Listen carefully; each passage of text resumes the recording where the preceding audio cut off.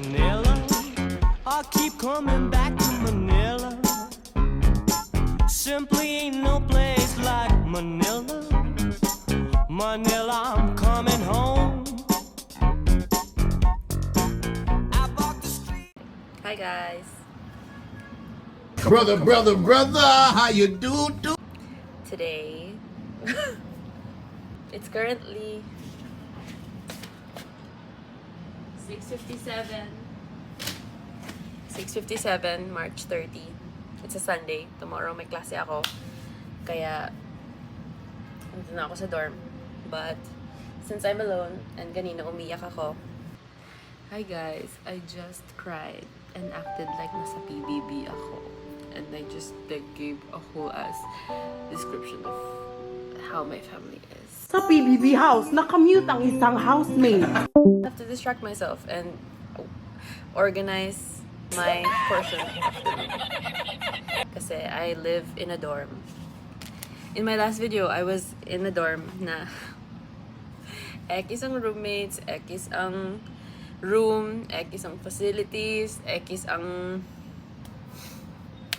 basta ekis. I will, ooh, this is Rory. I will meet and greet. This is Rory. This is Dambo. This is given to me by my best friend sa Cavite. This was supposed to be for a Christmas party dun sa Blumen, yung swim team ko dun sa Cavite. Kaso, hindi naman na-clarify yung time, kaya may pupuntahan ako sa gabi. So, akin na lang. He's so cute. Hello. I will lalagyan ko to ng punda. Lilinisin ko yung ipis dyan. Kasi patulog na ako ang dilim-dilim ng room. Tapos may nakita ko nagapang sa wall. Kasi nung pinahampas ko. So, okay. I'll try to fix my bed. Fix my portion of the room. Clean. And then, just to clear my mind out. Okay.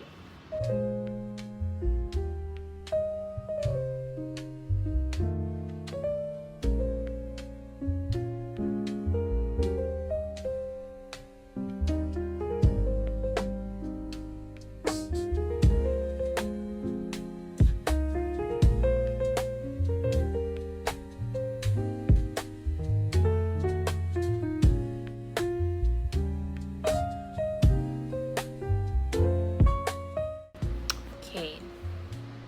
Tapos na. I'm done putting my laundry. Tama. Clothes. Ayan. Basta nandun siya sa loob. Since closet, alam mo naman kung paano yun. Okay. And then, ano pa pwede kong gawin? Ay, ano pala. May fisto paper ako na kailangan i-start. Pero feel ko, lilinisin ko to. Ew! Wait. Yuck.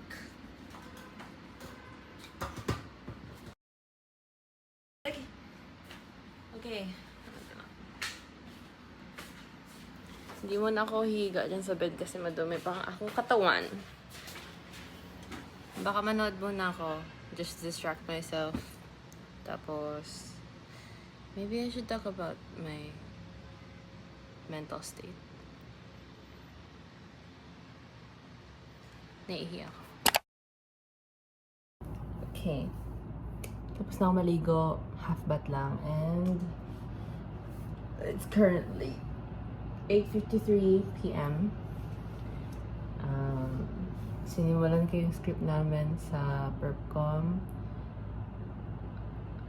I was distracting myself. Nanood ako ng PBB. Nanood ako ng PBB.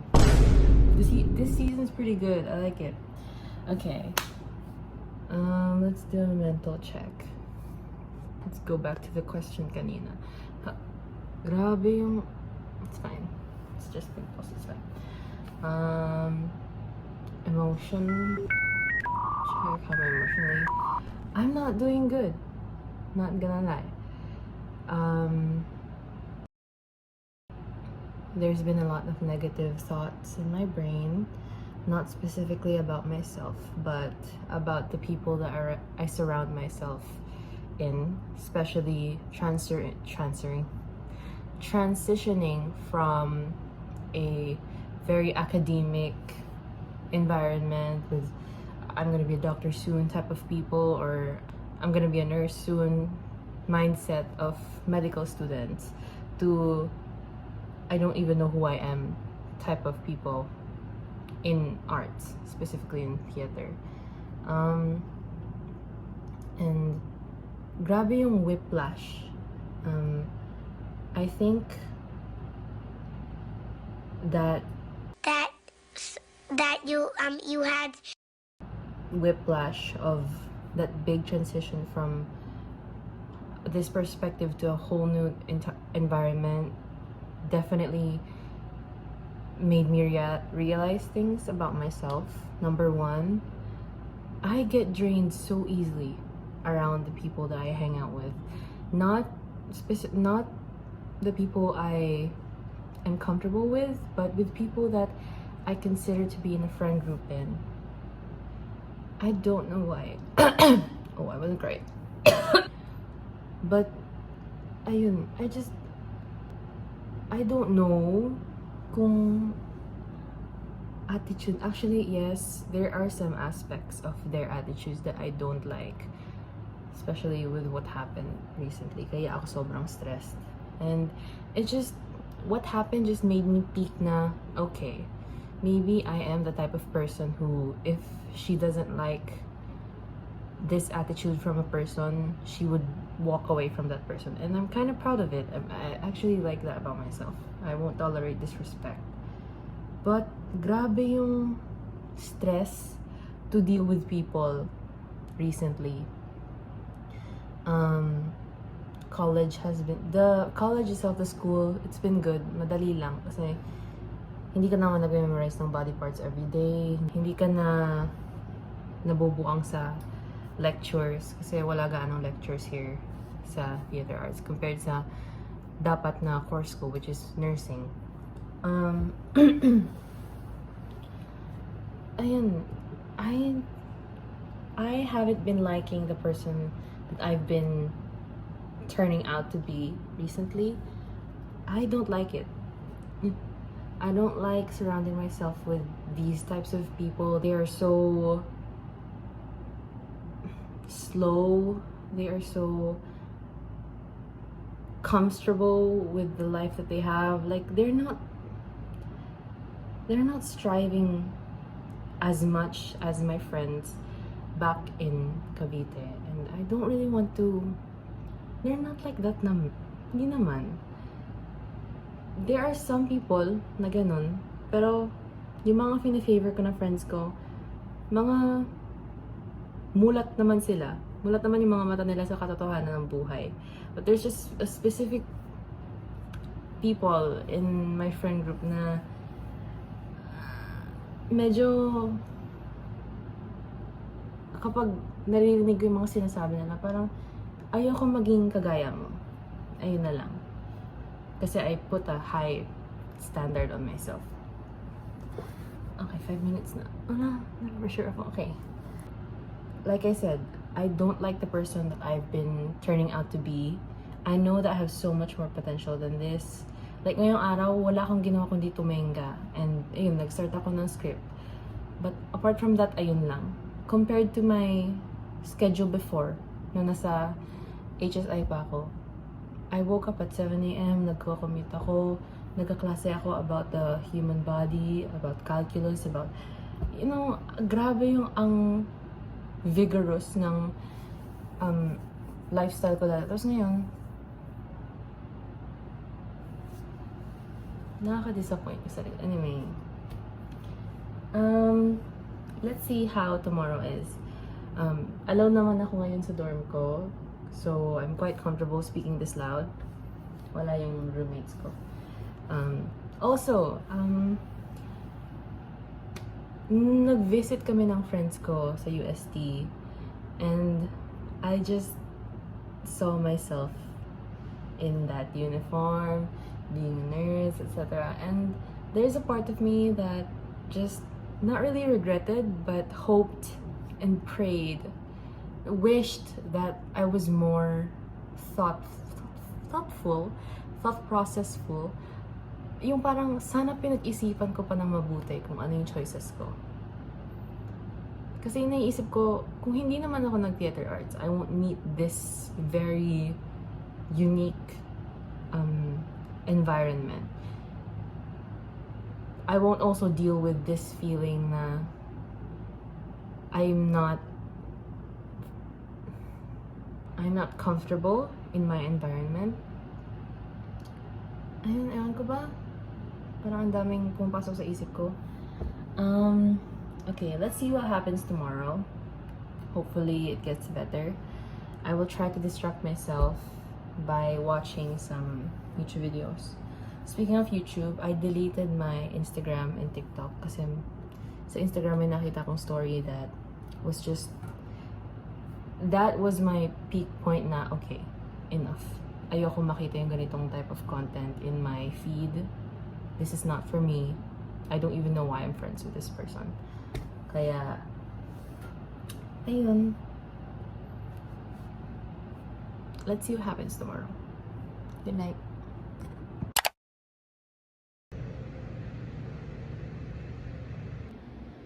Good morning, guys. It's currently 7:30 a.m.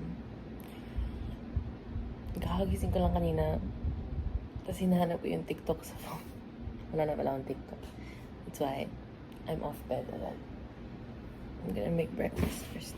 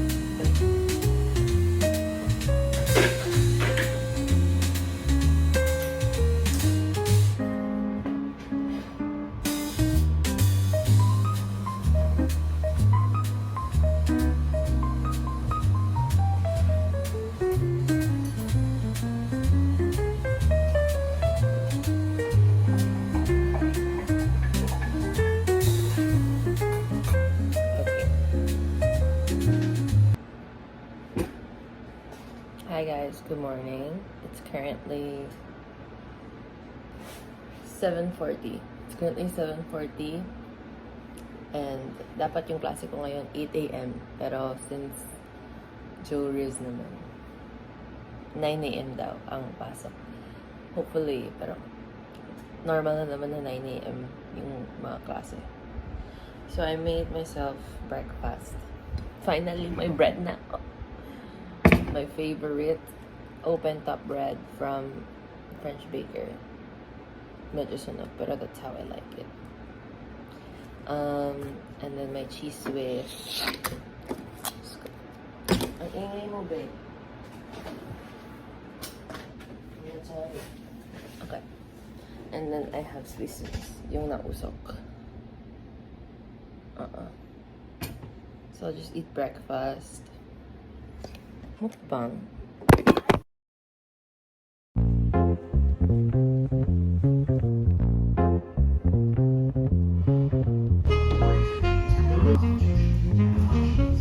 Oh, so sorry. It's okay. Guys, Isa, pwede na tayo magsabay. Ay, oh, go lang. Meet, ay, ilalagay ko to sa vlog ko. Ito, okay lang sa'yo. Okay lang, hindi. Walang answer, nakakainis. Meet my future roommates. And here's the other one. Namamroblema ako sa pera, guys. Your amounts of my arms, my hair, and the soles of my feet. Thousands talking, crying with all one.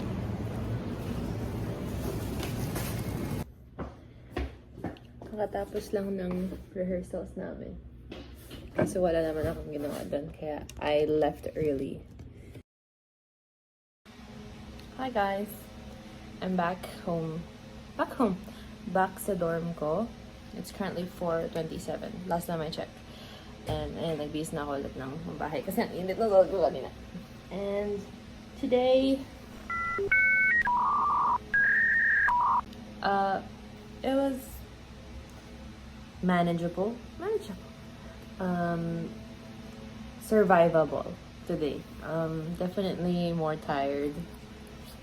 I don't know, maybe because magkakaroon lang din talaga ako and hindi pa din ako nagkakaroon. But I bought some stuff kanina kasi nagtitipid ako and kailangan ko ng matamis pero ayoko naman ng tsokolate mismo kasi pangit yun. So I bought a Rebel bar and then a banana bread sa Lawson. Their desserts are really good. Tapos kasi sa baba ng tinitirhan ko na building may mga what do you call this? Karinderya. And mga budget-friendly naman sila doon. So, nakabili ako ng pork sinigang with, kasi may ano daw sila, 150 for dalawang ulam. So, binili ko na itong dalawa. Itong chicken fillet with rice and tartar sauce. Ba't wala itong rice? Anyway. Okay na. Sige. Kasi itong rice, 15 pesos. All in all, nakapag 165 ako. Ta-da! Okay. It's chicken fillet. Chicken fillet. It's my sinigaw. Wow, sarap ng dinner ko today. Okay. Ayun lang naman. I think I'm gonna end this page here. Kasi, wala lang. Parang feel ko, overthinking ko lang kagabi. And I think that's a really important part of my decision making. Kasi I don't really want to make decisions na ayoko na. It sometimes needs to be like that para malagyan din ng boundary. Pero, right now, I still quite agree with what I said last night. And I'm gonna eat food right now. So, bye. Hopefully, actually, I don't know if I'm gonna make another video. Hindi ko nga alam kung na-post ko na yung question and answer ko. But,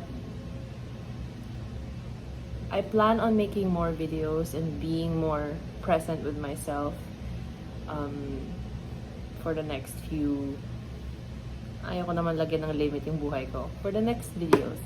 So, I'll just say bye from here. Bye, guys. Bye, Naya. Sarili ko lang kinakausap ko right now. Ayan, no? Kahit sinasabi kong hi, guys, parang sarili ko lang kinakausap ko. And I realize it's really nice to talk to myself. Okay, bye.